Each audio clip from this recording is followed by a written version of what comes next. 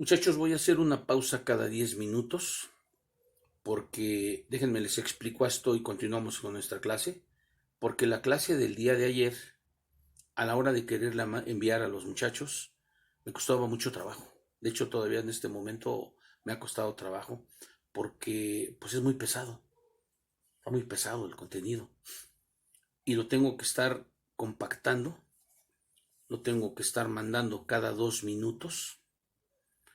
Y el día de hoy, bueno, alguien me aconsejó, me dijo, y si cada 10 minutos haces la pausa, detienes ahí, vamos a intentar mandar 10 minutos, pues otros 10 minutos. Entonces, así es como lo voy a hacer, muchachos.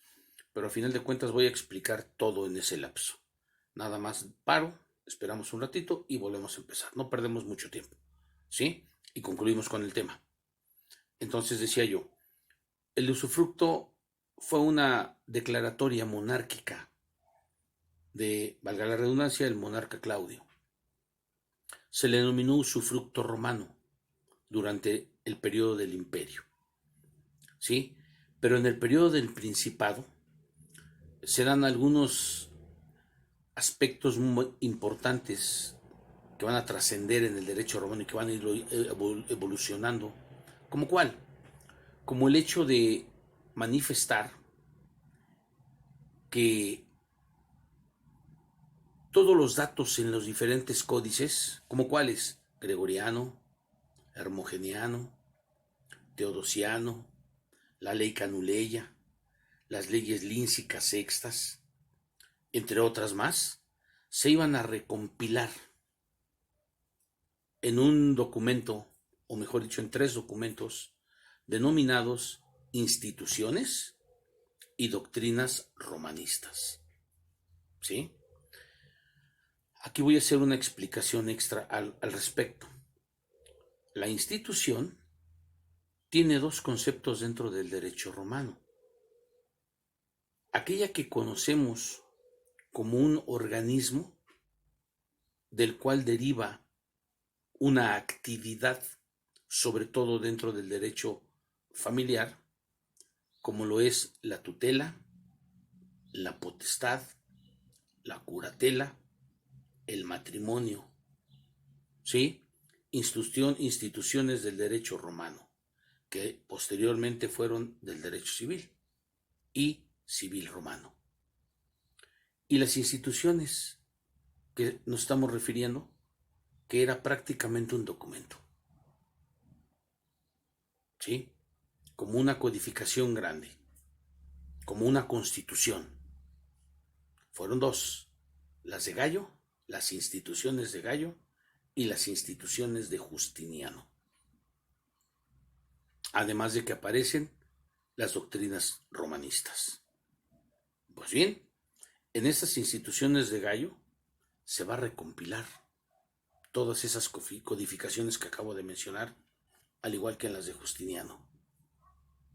Y ahí inicia lo que sería la definición al otro tipo de usufructo, que es el usufructo civil romano, con doble usufructuario, ¿sí? Y va a haber 2 usufructuarios. Esto indica lo siguiente, muchachos, 2 usufructuarios, fíjense bien. Indica que iba a haber 2 personas que iban a tener ganancia. No lo vayan a confundir con el hecho de pensar, creer que una persona, un individuo tiene 2 ganancias y ese es el doble usufructuario. No, esa no es el doble usufructuario. ¿Es doble usufructuación? Pues sí, pero un solo usufructuario. Voy a explicar. Para el derecho romano, el concepto de usufructo fue definido como la ganancia de la cosa propia, es decir, la cosa era mía.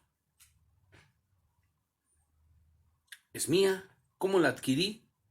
La pude comprar, me la obsequiaron, la heredé, la obtuve por medio de una usucapio, a través del tiempo, una longi tempori, pero al final de cuentas era mía. Aquí lo que menos importa es la manera de cómo la obtuve. Lo importante es que se demuestre que es mío. A eso se le denomina cosa dentro de mi patrimonio. Se define como res intra patrimonio. ¿Sí? Es mía, está dentro de mi patrimonio y yo a ello le obtengo una ganancia. ¿Cómo? Bien, pues un local, pongo un negocio y me deja ganancia. Esa ganancia es mi usufructo. Ese es el usufructo romano. ¿Queda claro? ¿Sí? Ganancia de la cosa propia. Lo definimos en la fórmula res intra patrimonium intra commercium. O sea, está dentro de mi patrimonio y está dentro de mi comercio. Lo utilizo para comerciar. ¿Sí? Ese es el usufructo romano. Pero como les decía hace un momento, y como lo hemos visto a través de los cursos, incluyendo el primer curso, el cuatrimestre anterior, el derecho romano va evolucionando, va evolucionando poco a poco, poco a poco, poco a poco. Y en esa evolución también existe la opción de que haya una cosa fuera de mi patrimonio y que me deje una ganancia. Es decir, a lo que explicaba hace un momento, dos usufructuarios, dos usufructos, y a eso se le denominó el usufructo civil romano. ¿Sí? Vamos a ejemplificar, vamos a poner un ejemplo.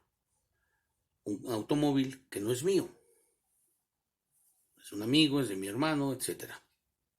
Me lo presta para trabajarlo. Yo lo trabajo y las ganancias que me proporciona son mías. ¿Sí? Ahí estamos hablando de un solo usufructo, pero es un usufructo de la cosa ajena. Pero hay un solo. Ahora, el dueño de ese automóvil me lo renta. No es mío, fuera de mi patrimonio. Pero yo al trabajarlo tengo una ganancia. Yo le pago al dueño una renta, que sería su ganancia, su usufructo, y aparte percibo mi ganancia, mi usufructo. Hay dos usufructuarios, hay dos usufructos. ¿Sí? Pero aquí la cuestión, fíjense bien, es que en la fórmula cambiaría. Porque aquí la fórmula respecto de la fuente de los derechos que va a dar como consecuencia una ganancia, un usufructo, se va a definir de la siguiente manera. Res extra patrimonium, está fuera de mi patrimonio, no es mío. Intracomercium, está dentro de mi comercio. Me deja una ganancia. ¿Sí? Ese es el usufructo civil romano. Eso es lo que se definió así, como el usufructo civil romano. Y aquí en el agregado se hace mención que hay dos usufructuarios, hay dos usufructos. ¿Queda claro? Dentro de la fórmula, que ahorita la damos el apunte, podríamos mencionar 4 diferentes intercambios de definiciones. Dentro de mi patrimonio, dentro de mi comercio. Fuera de mi patrimonio, fuera de mi comercio. Dentro de mi patrimonio, fuera del comercio. Fuera de mi patrimonio, dentro del comercio. 4 diferentes fórmulas para poder definir lo que sería el usufructo. y el usufructo legalizado, vuelvo a repetir, por el hecho de que existió una manera de demostrar la propiedad o la posesión legalmente hablando. Voy a hacer pausa, muchachos.